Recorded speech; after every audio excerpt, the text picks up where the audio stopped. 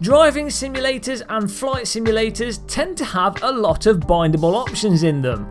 If only there was some kind of device that let you bind all those buttons to a handy dandy little box that you can put next to your rig or setup.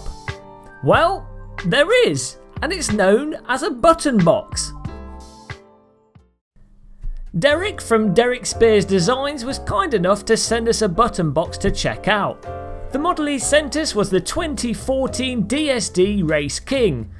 The unit features 7 on-off toggle switches, 2 two-way momentary toggles, 10 push buttons, 1 lighted FES button and 5 two-way rotary encoders, which in total is a relatively sexy 32 bindable functions, allowing you to cover most of the basics in your average driving simulator. At the price of $149.75, many of you will be thinking you'd have to be suffering from some kind of brain injury to want to spend that amount of money for a box of buttons. And it certainly is in the enthusiast range of devices when it comes to sim racing.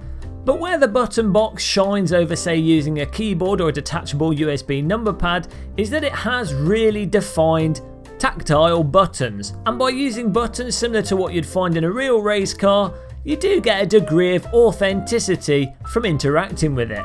The most notable functional aspect of the button box over a keyboard is that because the buttons are large, they're much easier to access and remember their position. This would come into play more if you tend to drive wearing gloves or have one of the premium high-end wheels like an AccuForce or one of the OSW setups.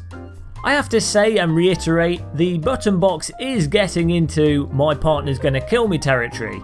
And indeed, when my partner saw this in the post, she didn't really understand what it was and thought I was crazy when plugging it into my sim rig. Now, when it comes to mounting it to your rig, in some cases it can be quite tricky to get it set up right, and you might have to buy additional brackets, which of course will add to the cost. In our case though, we found a nice place for it to fit on the gear stick mount on this Simatech K2 cockpit. I'm sure it could be positioned more optimally, but with it in this position, it works perfectly well for my uses.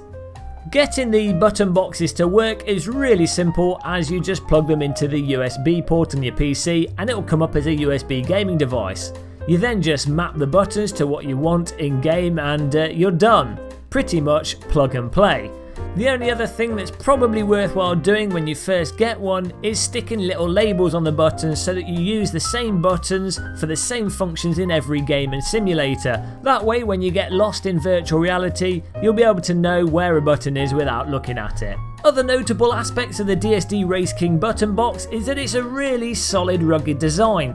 If someone were to try and burgle your sim rig, you could detach your button box and smack them on the head with it, probably inflicting fatal damage. Whilst they're on the floor bleeding to death, you could then take your button box and admire the carbon fibre finish on the front plate and just the general nice, high quality feel of the device.